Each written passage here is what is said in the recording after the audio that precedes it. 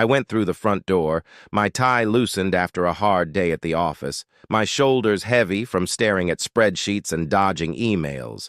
The house smelled like Marissa's lavender candles, the kind she lights when she's feeling smug or when she wants to pretend everything's fine. I flung my keys onto the counter, and that's when I saw it. A clean white receipt glaring up at me like it owned the place. $2,500, not a typo, not a smudge, not some random writing. The emblem at the top read Le Seraphine, the nice French bistro, downtown. The one where the waiters stare at you like you're garbage if you don't pronounce the menu right. My stomach twisted. We hadn't been there together in months. Maybe a year. I grabbed it, my fingers wiping across the paper, and turned to Marissa, who was leaning against the kitchen island, sipping red wine like she was casting for a movie. "What's this?" I asked, holding it up. My voice was steady, but vibrating with something I couldn't name yet. She barely looked at me, just swirled the wine in her glass and shrugged. "It's just one dinner."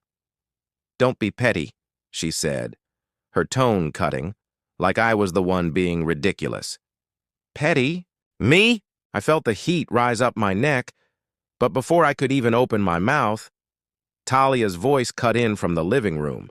She was splayed on the couch, feet up, browsing her phone like she belonged here.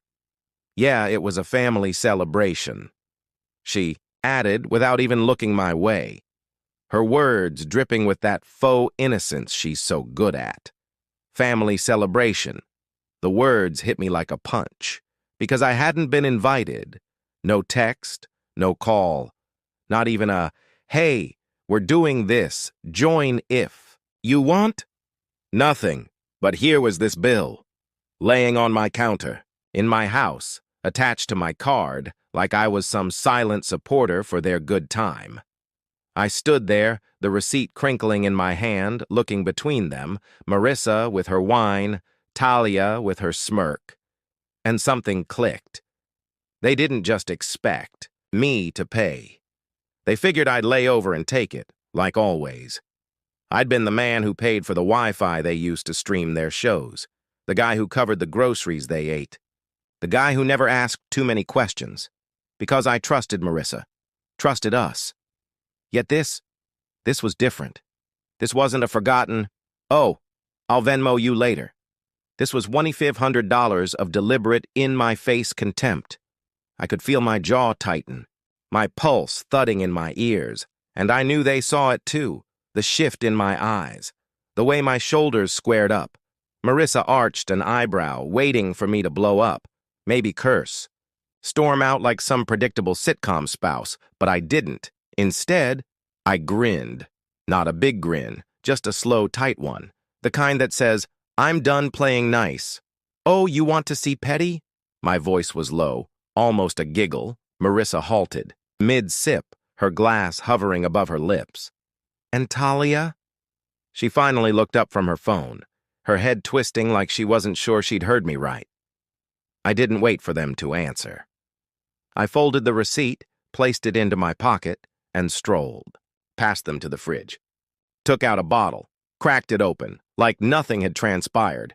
But inside, my head was racing. $2,500 wasn't just a meal. It was a line they'd crossed, a big fat marker they'd drawn, without even asking. And they thought I'd let it slide? No. I took a long swallow and leaned against the counter, watching them. Marissa laid her glass down, her eyes narrowing, trying to figure out if I was bluffing. Talia went back to her phone, maybe texting someone about how theatrical I was being. But I wasn't being dramatic. Not yet. I was calm.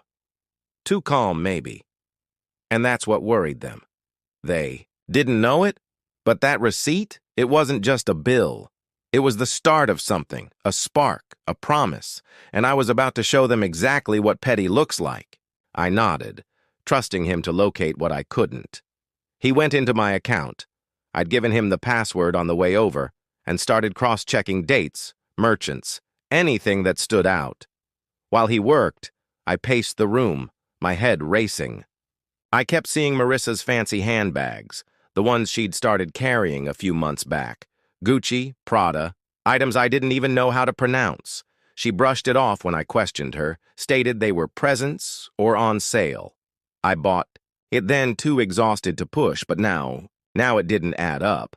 Carlos clicked away, murmuring to himself, then stopped. Here, he said, pointing at the screen, recurring transfers, little ones concealed under miscellaneous. They were going to a separate account.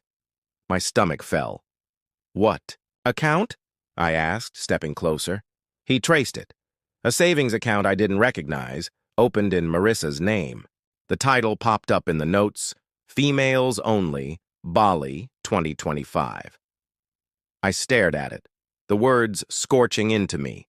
A vacation fund. She'd been siphoning money bit by bit for a trip I wasn't part of. Again. Carlos leaned back in his chair, crossing his arms. She's smart about it, he remarked. Keeping it under the radar, nothing significant enough to flag unless you're searching. But that was deliberate. That dinner, only the tip of it. I nodded, my hands curling into fists. Intentional. That's what got me. Not the money, not even the trip, but the planning. She'd sat across from me at dinner, smiled at me over coffee, all while funneling cash into her small escape plot. And Talia, she was definitely in on it, egging her on, maybe even pitching in, with her own crises I'd covered. I thought about the time she'd stolen my card for gas, or neglected her wallet at lunch. How many of those were lies, too? I thanked Carlos, begged him to keep it quiet, and drove home with my head buzzing.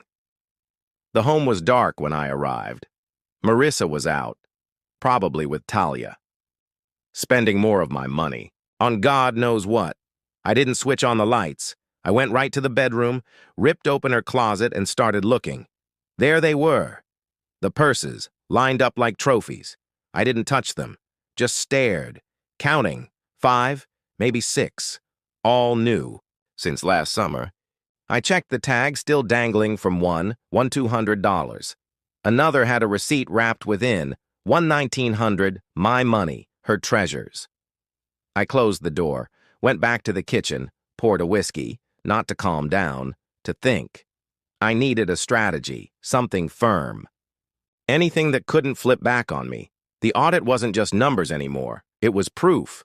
Proof Marissa had been playing me for months, maybe longer. Proof Talia wasn't just a freeloader, but a partner in it. I sipped the whiskey, the burn.